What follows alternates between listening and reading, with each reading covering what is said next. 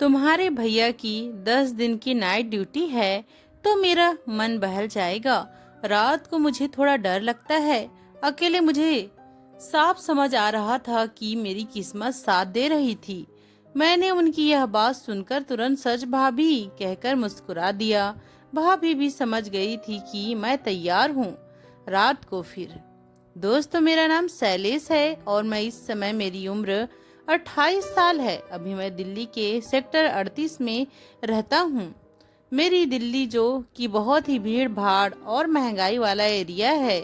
कहने का दिल्ली है भैया, यह तो बड़े लोगों का ही रह गया है।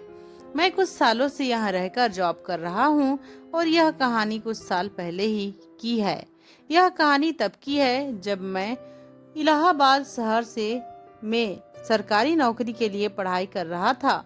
मैं कानपुर में पहुंच गया था रहने के लिए। एक कमरा ढूंढते ढूंढते शाम हो गई थी तो मैं निराश हो गया था। उधर ही एक पान की दुकान थी। टेंशन में आकर मैं वहीं निराश होकर बैठ गया था। मुझे समझ नहीं आ रहा था कि अब मैं क्या करूंगा।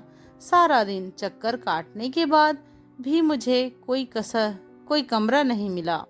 मैंने दुकान वाले से कमरे के लिए पूछा तो उसने कहा वो सामने मैडम जो खड़ी हैं वही तो देती हैं, उनके घर कमरा खाली है, उनसे बात कर लो। यह कहकर वो हंसने लगा। मैंने कहा अरे यार, मुझे कमरा चाहिए और तुम मजाक कर रहे हो। वो बोला भाई तुम जाकर बात कर लो ना। ये कहकर उसने एक तरफ इशारा किया। उसके चेहरे पर हंसी देखकर मुझे समझ नहीं आया कि वह क्यों हंस रहा था। आखिर वह मैडम को देखकर उन्होंने हंस क्यों दिया था। खैर मुझे तो कमरा की जरूरत थी। मैं उधर चल पड़ा। उधर एक भाभी बाहर खड़ी हुई थी। भाभी को देखने में ही ऐसा लग रहा था जैसे जन्नत की कोई अप्सरा खड़ी हो। मुझे तो उसी वक्त लगा कि उसे अभी वो सब ले लूं, लेकिन अपने अरमानों को साइड में रखते हुए मैं उनके करीब चला गया। भाभी से नमस्ते की और पूछा क्या आपके यहाँ पर कोई कमरा किराए पर मिलेगा। तो भाभी मुस्कुराती हुई बोली कितना बड़ा और कैसा चाहिए। गलती से मेरे मुंह से निकल गया बस आपके जितना और आपके ही जैसा मिल जाए। मेरी इस बात पर वो हंसती हुई मुझे बोली अंदर आने का इशारा करती हुई चली गई। मैं भी अंदर आ गया। अंदर भाभी के पति देव मुंह में पान मसाला भरे टों टों करते हुए बात कर रहे थे। मकान मालिक ने मुझे अपनी तोतली भाषा में सब समझाया और एडवांस लेकर कमरा दे दिया। मैं मन ही मन में बड़ा खुश हुआ था कि कमरा मिल गया और साथ में इतनी सुंदर भाभी भी मिल गई। क्या पता कभी मौका मिल जाए। कमरा मिलने के लिए बाद मैं बहुत खुश था और कमरा भी बहुत अच्छा था। एक बड़ा सा कमरा था और अंदर ही संडास बाथरूम भी था। मुझे और क्या चाहिए था। मेरे लिए यह काफी था। मुझे कमरा बहुत पसंद आया। मैंने झटपट बाजार से अपने सारे सामान ले आया और सामान को सेट करने लगा। इतने में वह भाभी वहां पर आई और कहने लगी मैंने देखा आप सुबह से ही घर के कामों में लगे हुए हो, कुछ लगेगा तो बताना। और इतना कहकर वह मुस्कुराती हुई वहां से चली गई। मैं भी हाँ में सिर हिला दिया। मैंने झटपट अपने लिए एक कप चाय बनाया और आज बहुत थक गया था इसलिए कुछ नाश्ता करके अब आराम करने लगा। अब मैं सोचने लगा कि भाभी को कैसे मनाया जाए, सेट कैसे किया जाए और काम निकाला जाए। दोस्तों, मैं आपको भाभी के बारे में बता देता हूँ। भाभी का नाम ऋतु श्रुति था। मकान मालिक को मैंने भाभी को आवाज देते हुए सुना था। एक और भाभी इतनी खूबसूरत और दूसरी तरफ उसका पति बिल्कुल आलसी, मोटा और तोतला। मैं सोचने लगा कि भाभी ने इससे शादी क्यों ही की होगी भला। अब जाकर मुझे समझ आया। उनका इतना बहुत बड़ा मकान और घर और कारोबार देखकर मैं समझ गया कि मकान मालिक अपने माता पिता का एक लौती संतान था और श्रुति भाभी एक गरीब फैमिली से थी। जाहिर सी बात है भाभी ने घर बार देखकर मालिक से शादी की है। ऐसा ही होता है नौकरी वाले को ही सुंदर पत्नियां मिलती हैं, बाकी लोग तो बस देखकर जलते रह जाते हैं। अब मैं योजनाएं बनाने शुरू कर दिया, क्योंकि कभी भी मैं कमरे से बाहर आता तो भाभी मुझे देखकर मुस्कुरा देती थी। मैं समझ गया था भाभी ने अच्छी नौकरी और अच्छा घर बार देखकर शादी तो कर ली, लेकिन यह बेचारी सुख से वंचित रह रही है। अब मैं सोचा कि अब बस मेरा ही फर्ज है उनका ख्याल रखना। अब उनसे कभी कभार मैं हाय हेलो कुछ कुछ बातें होना शुरू हो गया। वह भी मुझे देखकर हंस देती थी। मुझे उनकी हंसी बहुत पसंद थी। एक तो खूबसूरत, ऊपर से उनकी यह हंसी, भाई क्या ही बताऊं कैसा लगता था। अब मेरे जीवन का सबसे अच्छा समय गुजरने लगा था। मैं भी रोज उनके पति के साथ अच्छी खासी दोस्ती हो गई थी। वह भी मुझे बहुत मानते थे और कहते थे, शैलेश कुछ कमी हो तो बताना, किसी चीज की जरूरत हो तो बताना। कभी कभार चाय पानी कभी पूछ लिया करते थे और कभी तो भाभी के पास जाने के बहाने ढूंढने लगा। कुछ समय के बाद भाई साहब भी मुझ पर भरोसा करने लगे थे तो घर बुलाने लगे थे। अब वो अक्सर चाय के लिए मुझे बुला लेते थे, लेकिन दोस्तों मेरा दिमाग तो बस यही पर अटका था कि उनकी कैसे सब ले लूं। लेकिन कहते हैं ना, जहाँ चाह वहाँ राह। एक कुछ ऐसा हुआ एक दिन कि मेरी तो लॉटरी ही लग गई। एक दिन भाभी मेरे रूम में आई और शैलेश, आपके भैया की अभी अभी काम जॉब लगी है और वह भी नाइट शिफ्ट है, तो वो घर पर नहीं आएंगे। मैं खाना बना रही हूँ, तुम आकर खाना खा लो। अकेले के लिए क्या परेशान होंगे। मुझे भाभी का यह सब अचानक से कहना समझ नहीं आया कि खाना के लिए अचानक से कैसे कह रही हैं, मानो कोई स्वादिष्ट मिठाई बना रही हो। और साथ में ये भी कहना कि भैया की नाइट शिफ्ट है। मैं काफी देर तक मनन करता रहा कि इस बात का मतलब क्या हो सकता है। क्या सच में वह चाहती हैं कि मैं आऊं?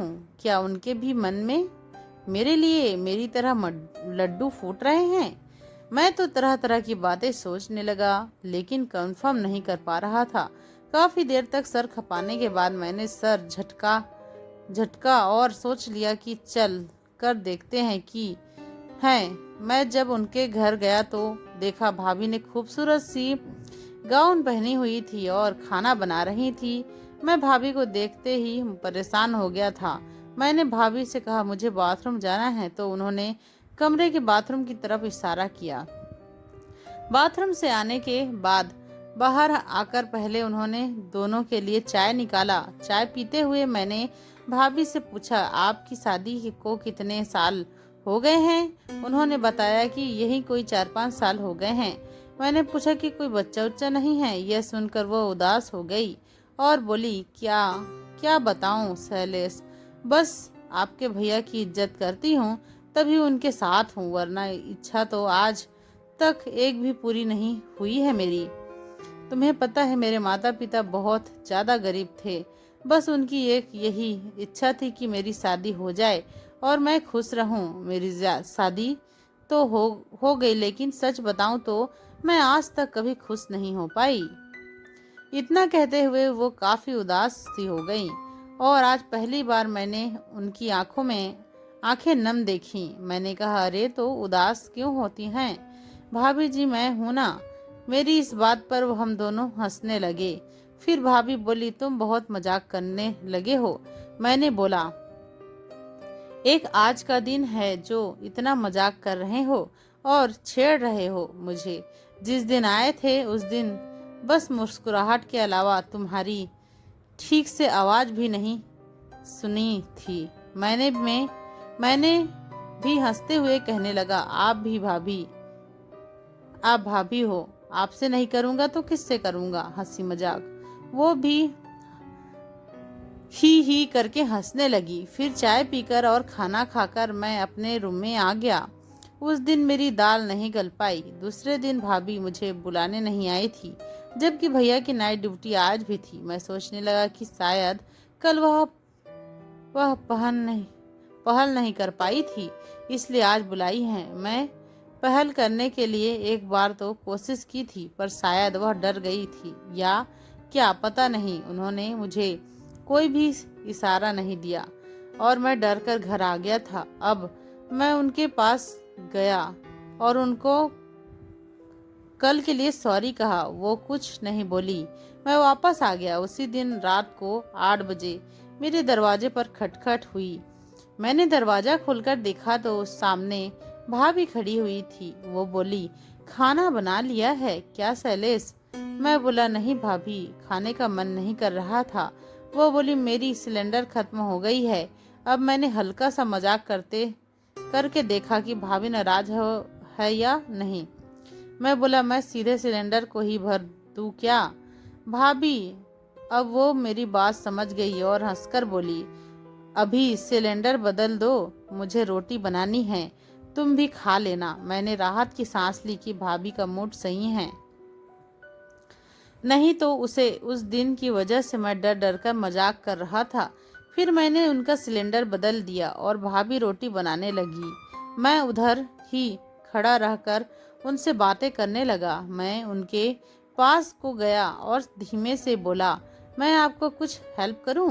भाभी बोली, क्या तुम मेरी सच में हेल्प कर सकते हो?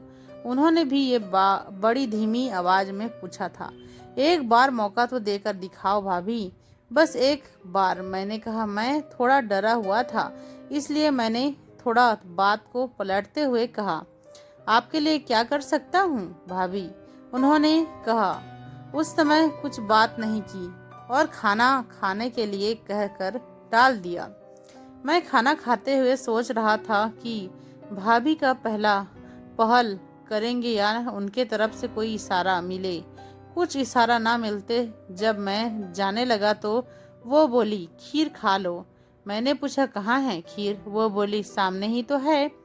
उन्होंने हंसते हुए पलटकर खीर की कटोरी निकाली और मेरे सामने रख दी।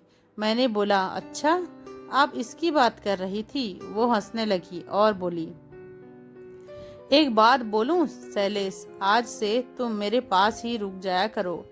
तुम्हारे भैया की 10 दिन की नाइट ड्यूटी है तो मेरा भी मन बहल जाएगा। रात को मुझे थोड़ा डर लगता है अकेले। अब मुझे साफ समझ आ रहा था कि मेरी किस्मत साथ दे रही थी।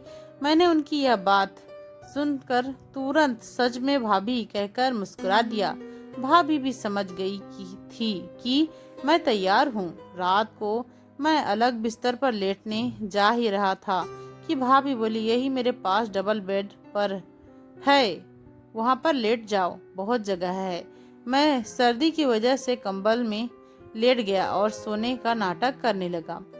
बस यूं ही लेटा रहा। फिर 5 मिनट के बाद मैंने करवट ली तो देखा भाभी जग रही थी। मैंने भाभी की तरफ प्यार से देखा तो बोली, खीर नहीं खाओगे क्या? तो मैंने कहा, हाँ खाऊंगा। तो उन्होंने कहा, तो फिर खाओ ना प्लीज, जल्दी खाओ। फिर लगभग आधा घंटे तक मैंने उनकी खीर खाई, जो कि बहुत ही मीठी थी। सच में क्या स्वादिष्ट खीर थी दोस्तों। उसे मैं खाते रहा। शायद पहली बार मैंने ऐसी खीर खाई थी। खीर खाने की खुशी उनके चेहरे पर भी दिखाई दे रही थी।